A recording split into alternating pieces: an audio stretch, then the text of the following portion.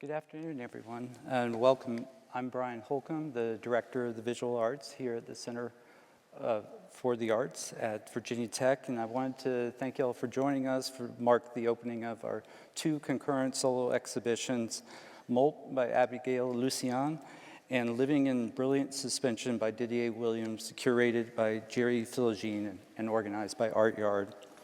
First, I'd like to acknowledge the endowments that help us, our Visiting Artist program possible, the Rosina Dean Carter Fund, the Carol and C.Y. Davis Fund, and the estate of C. Edward Marr Jr., who also gave a special gift to support these two exhibitions. This talk will be recorded and posted on our YouTube channel after we add captions, and we will be in conversation for about 45, 50 minutes, and we'll leave the last 10 minutes for questions from the audience. Anyways, so I want to start by introducing everyone. Abigail Lucien is a Haitian-American interdisciplinary artist working across sculpture, literature, and time-based media. Based in New York, they are the assistant professor and area head of sculpture at Hunter College. Their work has been shown nationally and internationally at venues including Palais de Tokyo in Paris, MoMA PS1, the Baltimore Museum of Art, the Sculpture Center, MAC Panama, and the Frost Art Museum in Miami, among others. Didier William is originally from Port-au-Prince, Haiti. His work has been exhibited at institutions such as the Museum of Contemporary Art in North Miami, the Bronx Museum of Art, the Museum of Latin America Art in Long Beach, and the Museum of the Pennsylvania Academy of Fine Arts, the Carnegie Museum, the Crystal Bridges Museum of Art, and among others. And William is currently the Associate Professor of Expanded Print at Mason Gross School of the Arts at Rutgers University. And finally, Jerry Philogene is Associate Professor and the Director of Black Studies at Middlebury College, specializing in American cultural history and the visual arts of the Caribbean and African diaspora, with the emphasis on the Francophone Caribbean. She's also an independent curator and the curator of Didier's show, and a recipient of the 2020 Andy Warhol Foundation Arts Writers Grant. So welcome to y'all.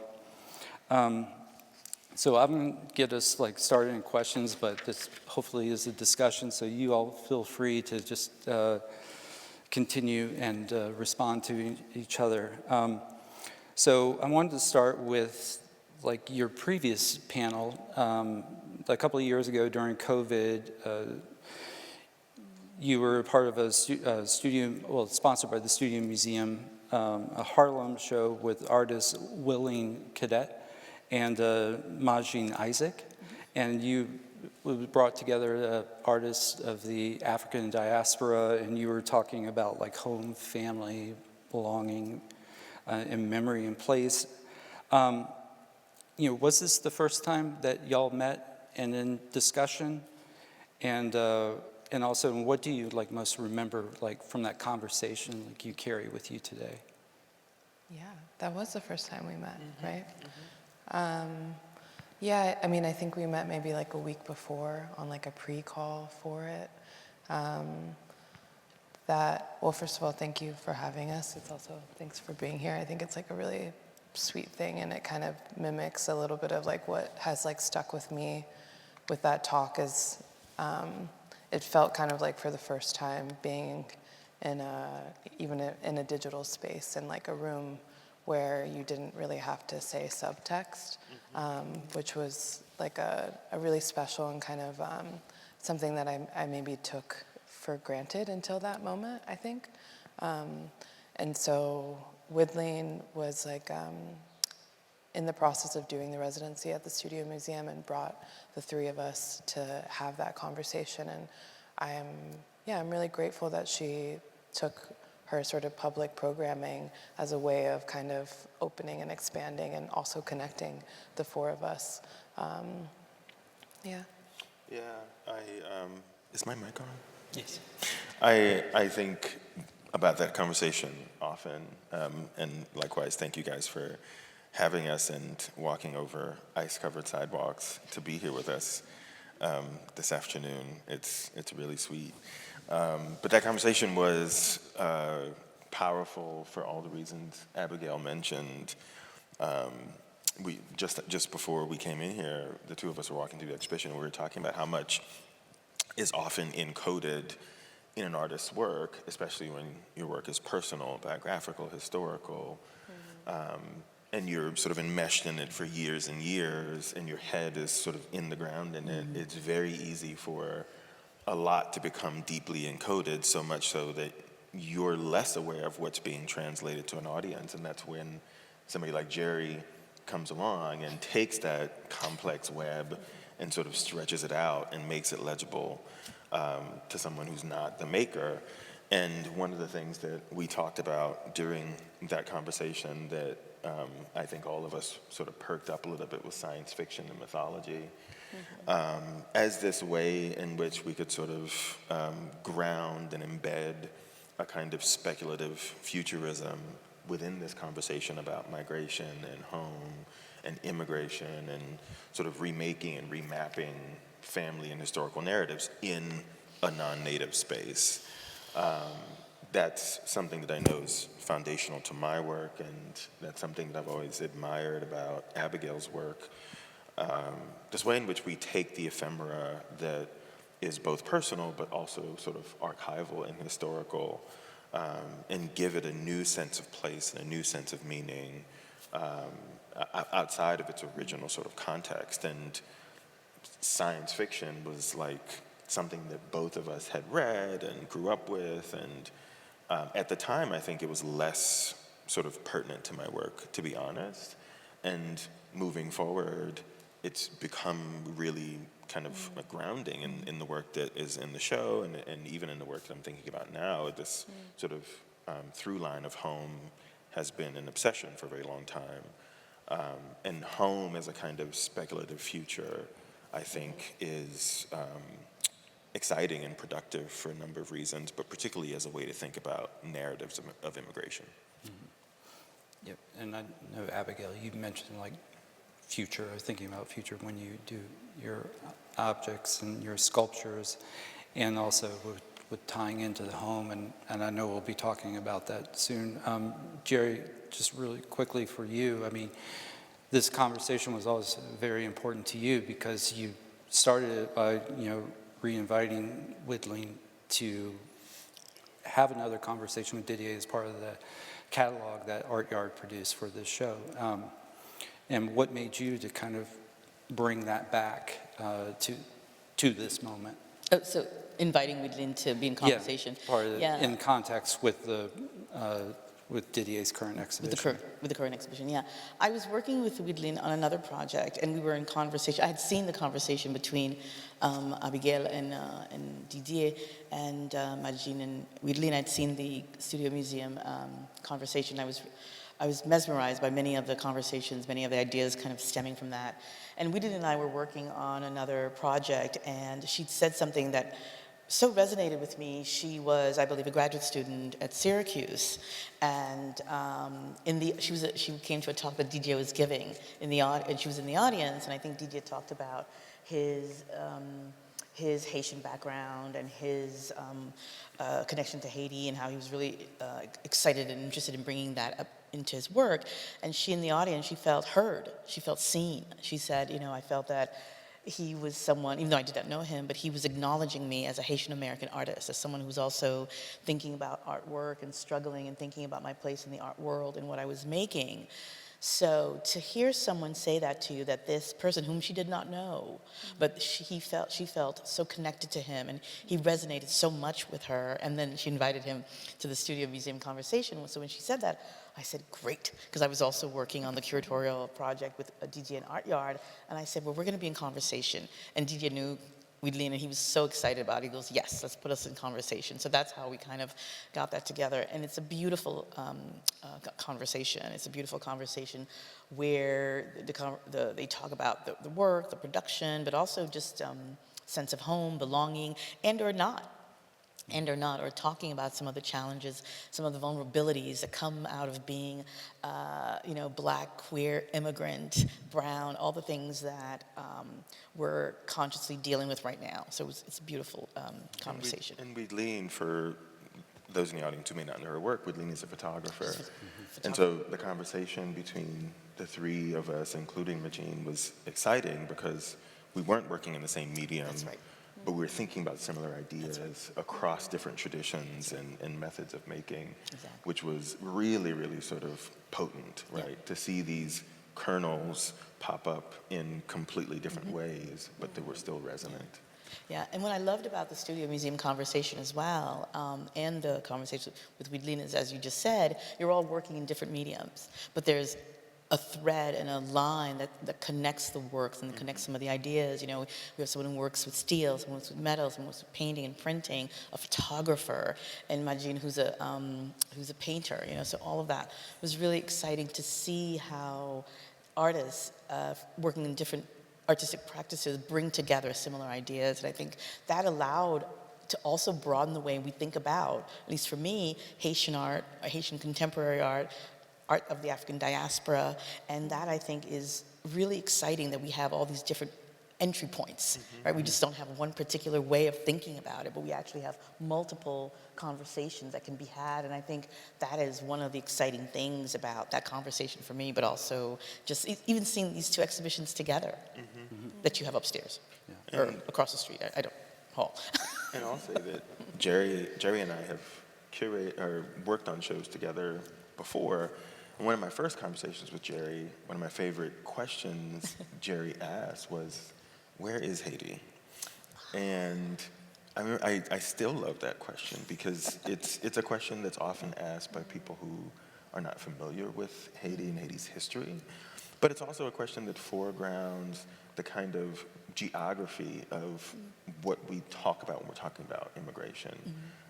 The not just the geographical belonging, but the kind of conceptual belonging, the emotional belonging that is both felt by people who are native to a place and people who are not native to that place.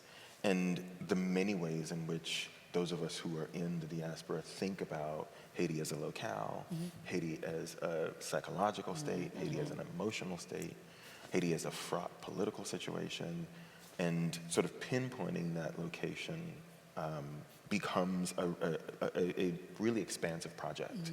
And I still sit with that question in many ways, and I think both of us do in different ways in our work. Yeah, I thought about that also when I was thinking about both of your works and seeing that and wanting to know, like, where is Haiti? And knowing that, like, Abigail, you came to the States when you were 4, and Didier, you came to the States when you were 6, exactly, when you were 6. So thinking about how Haiti factors in your work, or even, you know, even the mythology of Haiti, or the fictional concept of Haiti. And I was thinking about that when I was looking at both of your works, not only in the materials that you both use, you know, with thinking about the tradition of steel, working with steel and drums in Haiti, and the way in which you're working with that, but DJ, also your work with painting and Haiti's rich tradition of painting. So how you both are bringing that together, but in such different ways. And also, I was interested in the fact that you both spent some time in Florida, you know, so thinking about, you know, Haiti, Florida, then the East Coast. So I don't want to interrupt you, your flow of questions. Oh, no. You sure? I just wanted to know if you guys can talk a little bit about that, you know, the way in which, you know, coming to the States in an early part of your lives and then spending some time in Florida, which has, as we know, has a huge population of Caribbean folk, and then coming to the East Coast. Like, can you talk a little bit about how that influences your work? Yeah, absolutely. We moved to Florida because it was the closest state to Haiti. And my parents divorced when I was young, and my mother's American, and so we came to to do schooling in the States, me and my sisters, and then would spend about 4 months of the year back in Cap Haitien. So that was always kind of like a normal state of being to me. I talk a lot, I think, or like there's been many moments, I think, when I'm talking to folks who are first generation, second generation, I sometimes say half generation, I'm not really sure, but like, and what that relationship is to wherever that like other locale is. And so I'm actually now sitting with this question of like, where is Haiti, and thinking about it in this space of in the space of like, I always think about like the fact that Haitian history cannot exist if it weren't able to think of itself outside of its own realm in this kind of sort of futuristic way. And so in some way, time sort of isn't in motion in the same sort of state. And so maybe that's like really sitting in kind of like the psychological way, but just as we think about like speculative futures, I'm also really kind of fixated on speculative past and what we don't know, but how we sort of fill in those gaps of history and how much history is sort of this kind of blend of storytelling and good storytelling, right? Those are the stories that stay, right? Are the good ones, right? And I don't know. So I think when I think about like my relationship to growing up in Florida, it almost felt like there were kind of like two sort of lives that I was living, where I didn't recognize that kind of like transitional state, kind of flipping between those spaces, but I'm almost really grateful for not really being raised in a space where I wasn't really like promoted to like code switch or like really promoted to kind of like think of that as like a irregular thing, right? It was just like, I'm going to my dad's, I'm going to my mom's, you know, like that was the kind of like state of being. And so where I will say though, like where I was in Florida was like the northeast coast, and there wasn't a lot of Haitian population in that space. And so it felt really kind of like, the thing that it did feel like was that Haiti was like a physical location for me for so long. And it wasn't until I started like kind of moving more north to get like deeper south in some ways that I started to find these sort of pockets of Haitian communities that were, you know, in some ways that was a way of kind of like tapping into that location, or, you know, how I used to have to go back to the land, the physical land itself now is finding like, you know, the location of Haiti in different sort of subcultures or different communities that I was entering. And so, yeah, long way of kind of just locating myself in like space. Yeah, Florida is interesting for a number of reasons. Abigail's answer is making me like Florida a lot more. But I think, you know, Jerry, you mentioned Florida, Miami in particular, having the largest Haitian population outside of Haiti. And I think part of why that's like exciting and interesting for me, not just for Haitians, but many of the immigrant communities that live in South Florida, the weather is amenable to a lot of the countries that they came from. And so one of the first things my dad did when they bought a house in Miami was start planting things. And so if you go back to our house now, there's an avocado tree in the front yard, 2 mango trees in the front yard. In the backyard, sugarcane runs along the fence. There's a giant papaya tree that I vividly remember my mom plucking these like baby-sized papayas from, and then taking them inside, putting them in a blender and making juice. And I think there's this sort of attention and reception to the geography that the climate in Florida allows, that makes it possible to sort of reconstitute place for a non-native population. And that's something that I have deep affection for having grown up in Florida. I remember the space more than I remember the people. And maybe this is on my mind because it's sort of where my head is at in the current paintings that I'm working on. But I answer that where is Haiti question with geography when I'm thinking about Florida, because the geography can be generative in a way to reconstitute it, to turn it into home, to reshape this place, this foreign place, this sometimes hostile place, this sometimes dangerous place, to reshape the ground into something that looks and feels like home. Exactly.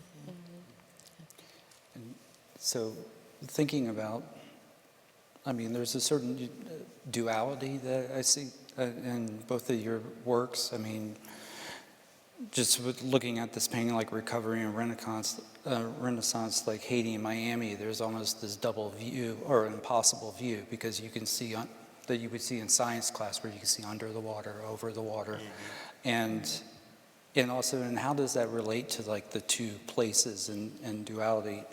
And this would be a great lead into with how you deal with the ephemeral and the permanent as well. Yeah, I've been working on a few of these compositions for a while now, and they were part of a series of paintings, or a series of paintings and prints called Cursed Grounds, one of which was Cursed Grounds, Louisiana Purchase, that was a scene or a view of the Chafalaya Basin in Louisiana, sort of drawing a geographical and ancestral connection between Haiti and New Orleans, or Louisiana. But there were several other paintings that had this kind of split composition, which formally was my way of trying to like pack two paintings into one picture plane. And I could take a singular space and sort of stretch it and allow it to sort of occupy two different realities. What would that look like? And the first kind of amalgam of spatial conditioning that popped into my head was water, and looking out above at the surface of a body of water where one can see both above and below. And these two spaces, air functions differently, oxygen functions differently, life functions differently. And the body that can traverse those realities fluidly is almost superhuman, right? And for me, that meant something really powerful in relationship to this conversation about immigration. So many immigrant families have to navigate some sort of body of water. The other thing that was happening around this time was my husband and I were preparing for our baby, for our daughter, who's now almost 6. And so while I was obsessed with all of this water metaphor, our surrogate was carrying our baby in a body of water, in a body of life-sustaining water as well. And so water was like reigning supreme for me at the time, and still is, to be honest. But it allows me an opportunity to really make space into something that is elastic, because water literally reshapes the space around it, renegotiates the space around it. And so that's where a lot of these sort of split compositions come from. And you'll see a similar composition in the Larimer Park painting that's outside, except it's not water, it's just this sort of elevated or suspended landscape, thereby allowing you to see the air underneath it. And you also carry that over in like Cave 2 with the interior, exterior. Exactly. Yeah. Abigail, I kind of want to like build on that, and with how you take things that we look at and say, oh, that's ephemeral, that's fleeting, that's going to decay, yet you decide to like make it permanent as a way of carrying it into the future, but also these two different states of being, but as well as how permanent can feel unstable. So when you're like choosing materials, like how do you decide what is fixed and like what stays in transition? Yeah, I think, well, I'm sort of fascinated with time and material in this way that like everything is sort of moving, whether it's not, whether we can perceive it, right? And I've always been really deeply like a kind of like math and science person before I think I like recognized myself as an artist. And I think it's how I've like sort of naturally come to sort of alchemic kinds of ways of making too with materials. I'm really fascinated with the kind of like the space of transition, right? This like in trying to kind of hold or trying to pin it or trying to kind of slow it down or speed it up and change a kind of time passage. And most of the objects that are in the show are kind of moving through that as well. Those royal palm leaves that are casted sort of have that kind of same relationship too, but I remember, back to Florida too, but I remember we were kind of, maybe we were sitting around like a pool or something like that, and these palm leaves were on the ground, right? And I started, and it's also this funny thing that we're talking about is like trying to, sometimes in Creole, there are some words that you're like, where did that come from? And they don't really translate, right? quite translate. And so I was thinking about like, you know, the nature of a palm tree, right? Like its bark, right? Like is actually made through the shedding of its leaves. So there's a sort of like sacrificial kind of like falling that happens. And when I was like, well, what do you call these? And they're like, it's pied bois. It's like the foot of a tree, right? Like, and so I was like, what? That's so interesting to think about, like, in a sort of metaphorical way, like what it means to be a limb of something that's growing, but to also have to kind of leave that thing behind, right? And so I shipped those to, I bundled them up, even though my family was like, you're so wild, and bundled them up. And then, but they helped me go to FedEx, sent them to where was it? I was living in Richmond at the time. And they ended up sort of drying bundled. And there was this sort of moment that I was thinking about in their migration, they changed their state, right? They sort of got this impression. In my mind, I was going to cast them flat, right? Like the way that you see them. But there ended up being this sort of story from their movement that felt like it held another kind of narrative within it. And so rather than allowing that to continue to decay, taking that impression of it, taking that sort of trace of it and allowing it to honor it in a sort of, you know, in a material that we think of as like an immortalizing bronze or iron, etc., was kind of that sort of, one of those sort of transformation points of how I'm thinking about trying to kind of, you know, not stop time, but slow it in a way or think about it in a different way. And there's something sort of like also really beautiful, I think, about the process of mold making, that it's really kind of a trace of a form. It's almost sort of like, you know, learning something or like I think a lot about like printmaking or mold making in the same kind of way, where it's like, you know, the first time that you know a lover, you're sort of tracing its form to kind of recognize itself, and there's something really intimate about that. And so these pieces are all kind of, you know, existing in that residue where they're not even its own thing anymore. They're almost its ghost of its thing, because they're the sort of like empty cavity that gets filled. And so it's never a true kind of like ephemerality or non-ephemerality or a permanence, but it's something that's in between. And I think putting together the show was really trying to kind of hold on to that state of in between, that state of kind of process and something moving, even though, you know, these things are quite, you know, still.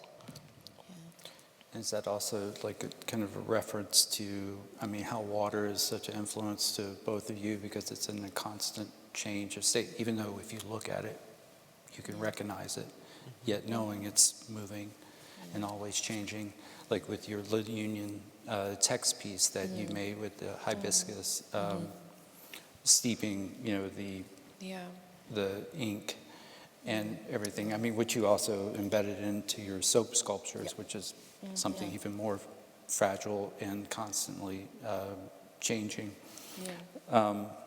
If I just could. Oh, no, go ahead, please. Thanks, Ryan.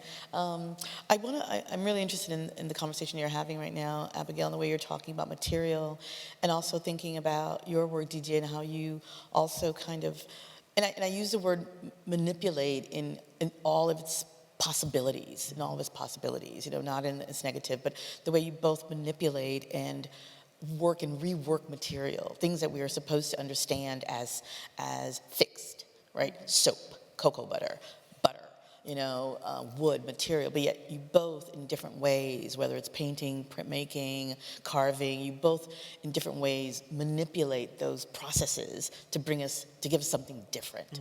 So I'm just curious if you could talk a little bit about some of those challenges that you encounter when you're in that process of manipulating form and composition, some of the challenges you have, but also how you welcome those challenges, you know, and what they bring to the art piece.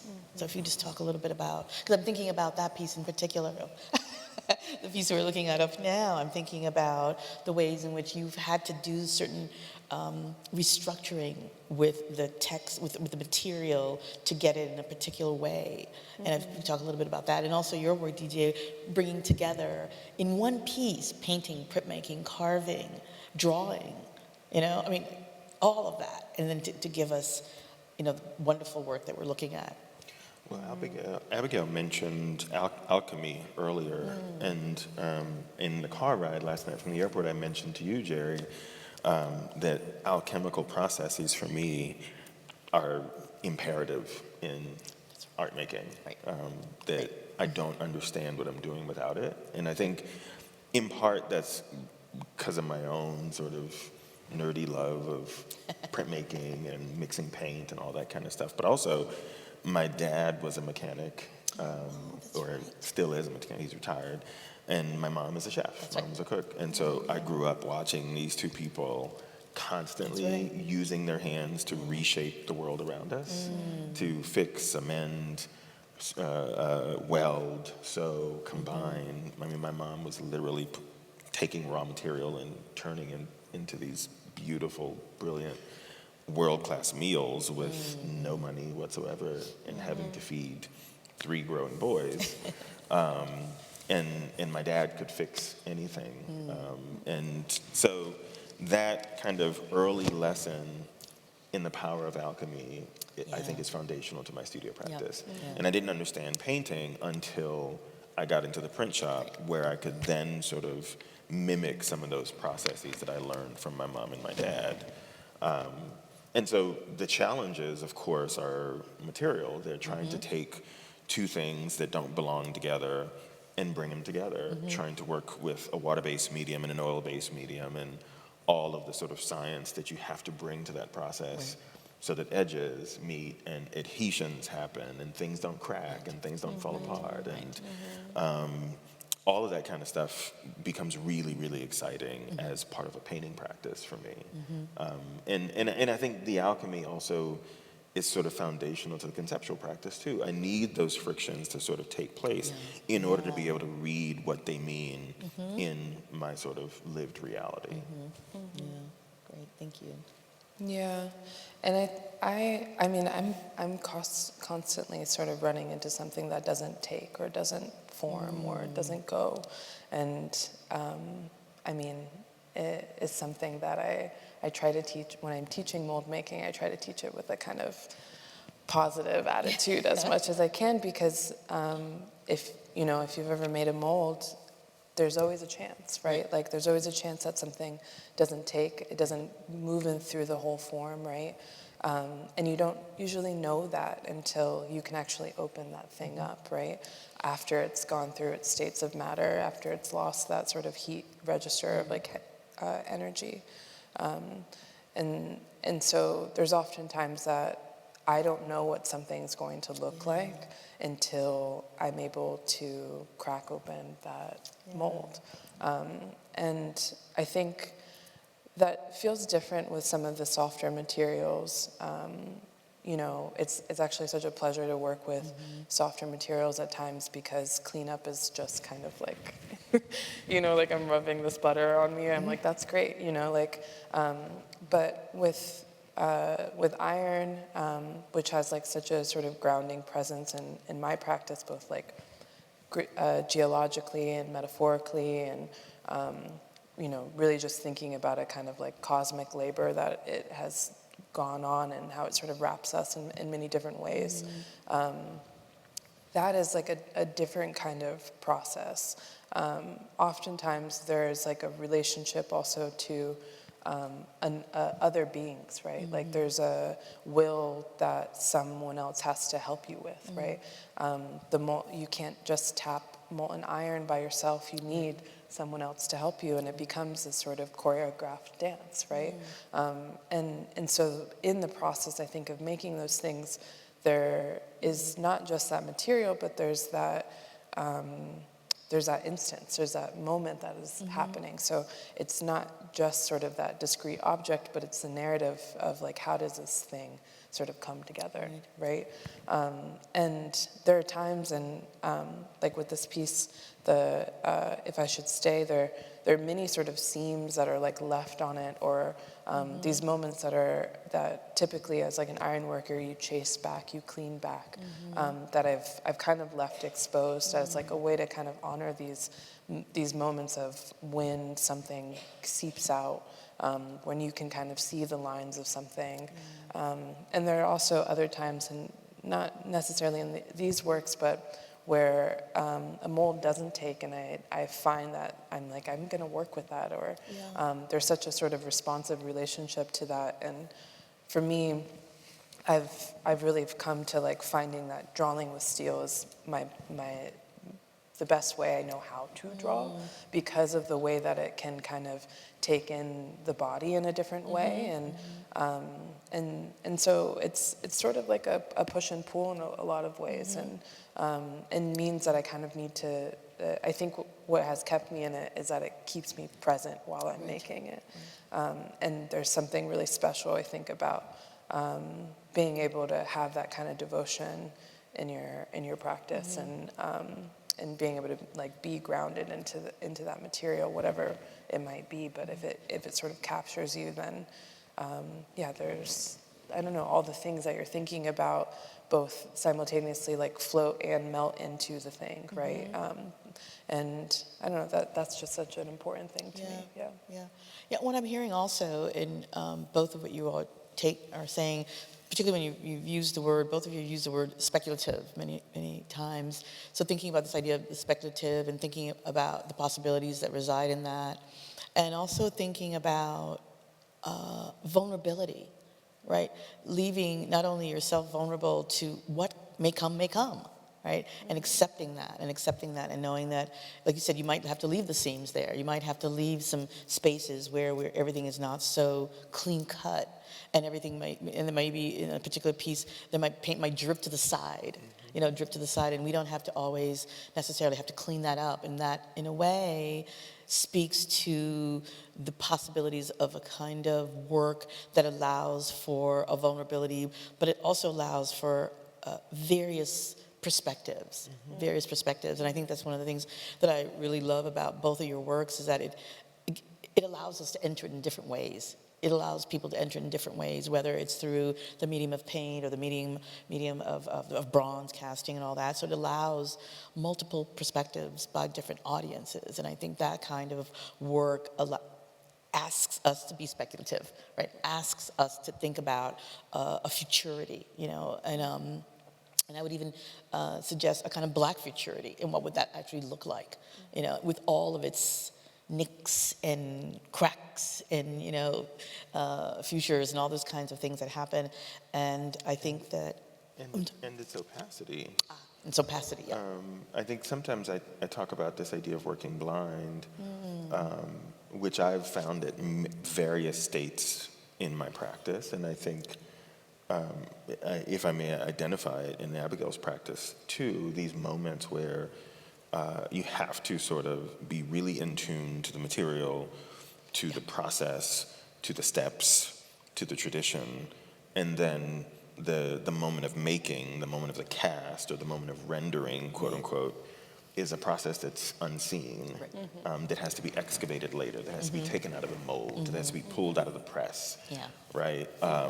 There's a kind of blindness there, there's a kind of opacity there that I've always been attracted to, and that I think has a really integral role within representation. I think often we talk about, particularly within representations of Black and brown people, we sort of foreground legibility as a sort of imperative of knowing, and as this kind of transaction that has to take place between a work and its viewer, that this work is going to represent something that then will be legible, and thereby we can now consume and know the knowledge that is embedded in this artwork.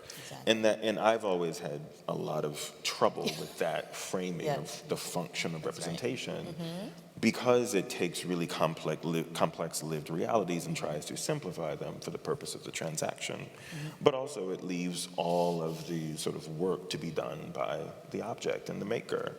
And I think there's a way in which this idea of working blind, or Jerry, the way you talked about speculation, really makes space for a certain kind of illegibility that I think is also part of representation that's been talked about by people like Michel Rolfe-Trouillot and Fanon and many, many other people.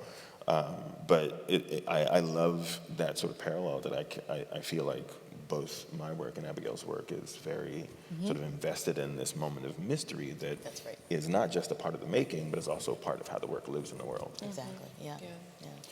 So, speaking or adding to that is like what you consider like your works, and Jerry wrote about this, how your paintings are like more of a composite of layers. So is that part of the blindness? Just as when you make a casting, everything is hidden from you as you're doing in collaborative pour. Exactly. So with you, I mean, is it the process that kind of reveals the image, or do you have an image in mind? 100%. I mean, I often start with an idea, a story, an anecdote that then gives way to a painting. But to your point, Brian, at various steps of the development of the painting, parts of the painting are covered up, parts of the painting I can't see.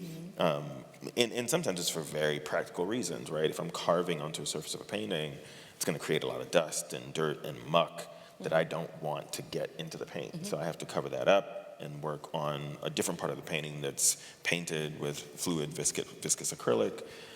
So during that period, I can't see this sort of 50% of the painting. And then once this dries, I can pull this up, and now I got to cover this up. And now, 20 years in, I sort of know what the work, how the work is living. But early on, I was like, I don't know what it's going to look like. We'll see. I hope it's good. And then maybe in the last 20% of the process, it reveals itself to me, and I can then sort of look at the painting in its totality.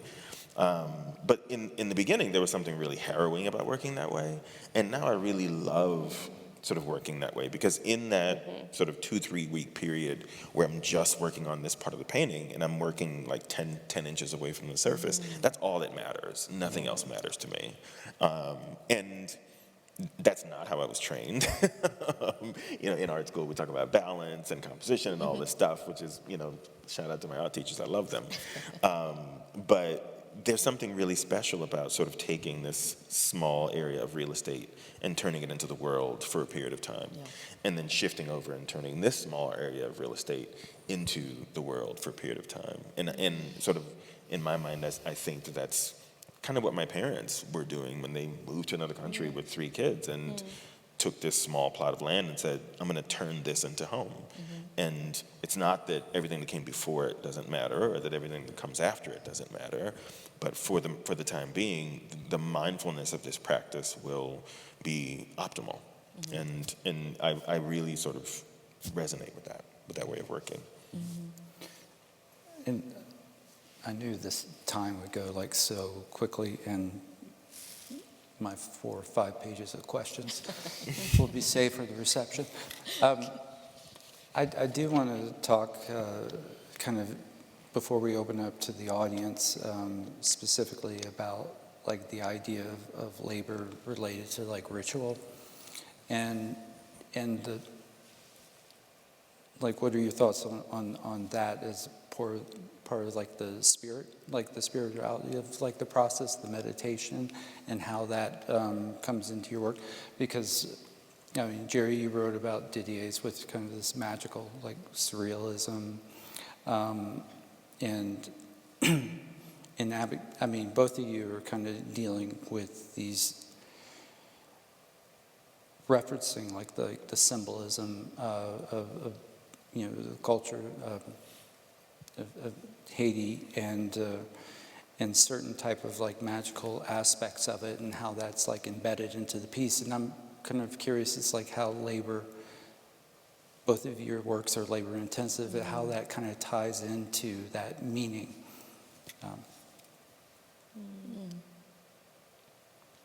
Yeah, I think I think there's so many ways of kind of tapping into the conversation of labor.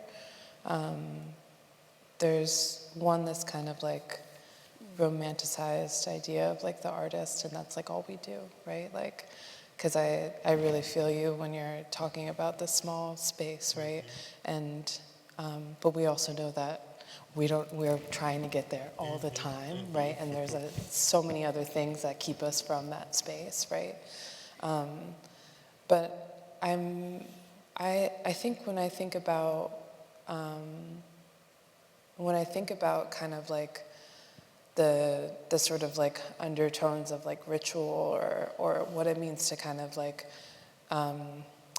be a disciple of my craft, right? Like I really kind of think about kind of returning to that and as like a sort of source of a way of understanding the world. But I grew up in a really spiritual household. My father was a pastor, and my uncles were. My grandfather was a voodoo priest, and so there was like a lot of kind of relationship to what faith means and what it means to sort of believe in something, and to a point that it becomes real. And I think that's kind of that sort of understanding of faith has really kind of moved me in understanding the way that art can work, but also understanding that it takes a kind of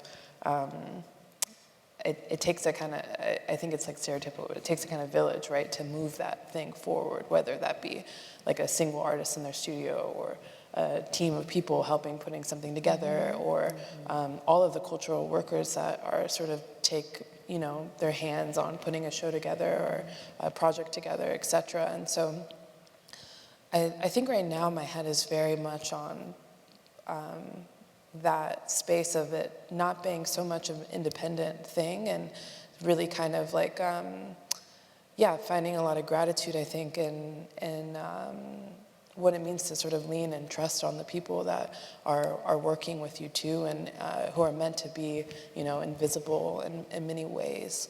I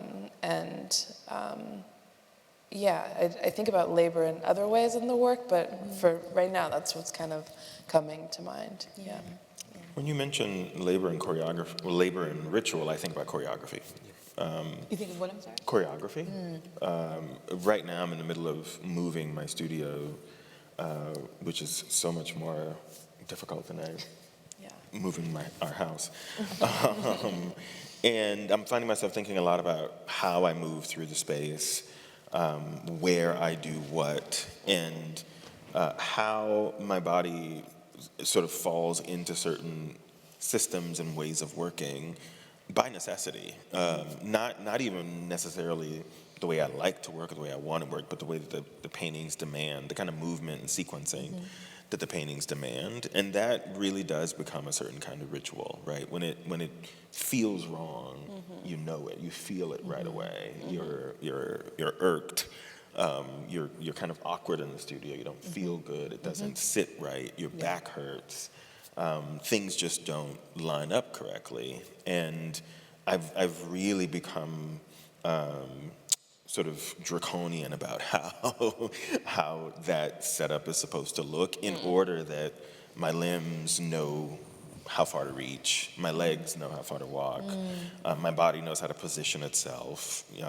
Things like finding the right chair and making sure the table, particularly as a taller guy, making sure the table's at the right height. These are all the kind of physical, corporeal systems of knowledge that kind of give way to the paintings, right? And they're also the things that you don't necessarily learn in art school. Right. In art school, you learn how to make an object, but you don't necessarily learn how your aging body has to evolve and sort of grow with that object. I think choreography is something I sort of use to make sense of that question, particularly with even Abigail, somebody who's a sculptor whose work is much heavier than mine. I've a lot of Pilates to be able to carry things, because I have to physically be able to. I'm pretty careful these days of trying to make sure that I can hold I can hold something in a space, because I've been really grateful to be able to, or really privileged to be able to continue to be the person in the foundry working, or in that proximity, like of being able to make my work. And but I know, and I've seen it so quickly. As soon as I turned 30, I was like, oh yeah. Like how do I make this a sustainable practice for me, physically? And so I know exactly what you mean by like needing to have things exactly so that you can kind of sit in it, and it's sort of bespoke to your body, right? Like in your own studio. And there are days when I walk into the studio, I take an hour to get there on the train, and then I walk in the studio, I'm like, this doesn't feel right. Like, all right, we're gonna, you know what I mean? And it's a mental thing too. It's a mental ritual and a mental kind of labor that you have to be able to tap into too. And so, yeah, it's a funny thing, I think, as I think when I was a younger artist, I thought, once you get it, then, then you just, you'll just massage that forever, right? And then you start to realize, well, no, like I'm growing, and I'm changing, and I'm stronger in these things and weaker in these other things, and the work sort of absorbs that in so many ways. And I think when I first recognized that, I was nervous, I was like, what if I can't bend steel by hand, and then I think the sort of reality that relationship is so and choreographed and in response, right, that I've kind of grown to absorb that and be like, well, this is going to change the work, and the work will look different in 5 years, the work will look different in 10 years as it responds to who I am, not just mentally, but also physically too. Yeah. I really wanted to thank you all today. I mean, this went much quicker than I was prepared for. So we only have like time for like 1 or 2 questions from the audience. Does anybody have a question they would like to ask Abigail, Didier, or Jerry? This is not necessarily a question. This is more of like, I just want to know your thoughts on how I perceive your brother. Speaking to you, and I'm talking about that in the big piece that is against the black wall. Just kind of how I perceive this as another immigrant in the diaspora, especially with like the images that I have been seeing. Like as soon as I saw that, I was like, oh, I've seen that. I saw it yesterday on my phone. Like just this like intermingled bodies of people who are just denied their humanity. But at the same time, I really like that piece because even though they are just kind of faceless and they don't really have an identity, but like the way you've shown like their feet and their hands, it just kind of gives back their humanity, and how the bodies are accentuated by like the details and the lighting. That just really spoke to me, especially since what's been happening in Gaza and what's been happening in my own country in the past like month. Just like seeing piles of bodies of brown people that is just so normal that we need to just see. But yeah, this is how this really connected to me. And I just don't know whether that is like something intended or, but that scene is just a very familiar scene in my opinion for many black and brown people. You spoke about it beautifully. Thank you. Thank you so much.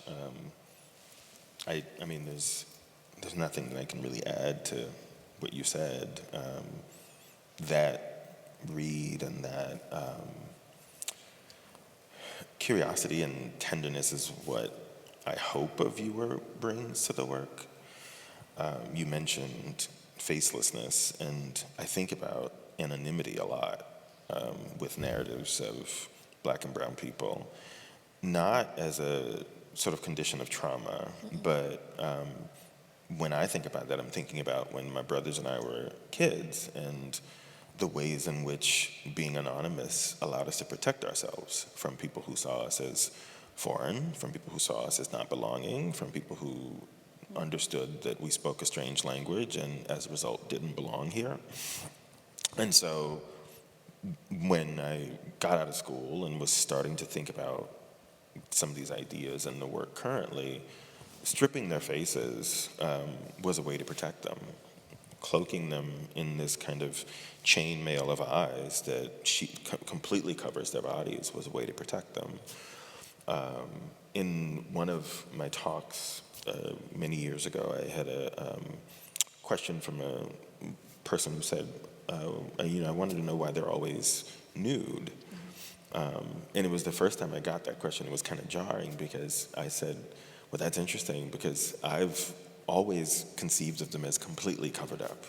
They're not actually nude. They're covered from head to toe in a suit of protection that is covered in eyes that make sure that they're returning the gaze back onto you that you are subjecting them to, and refusing you that access seems to be so imperative.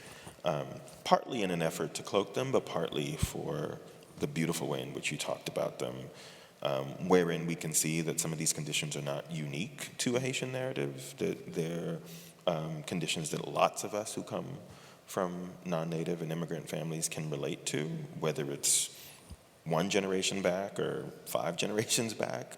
There's somebody in that family line that has that story. And if you're unfamiliar with it, it's because they've protected you from it. Thank you, Tusa. That's the sign. I just wanted to thank you all again for coming to Blacksburg, visiting the university, and sharing your stories with us and sharing your work. We now can go to the opening reception where Didier, Abigail, and Jerry will be available to continue another conversation or question that you just wanted to hold and get them one-on-one. Okay. Thank you. Thank you all. Thank you. Thank you all.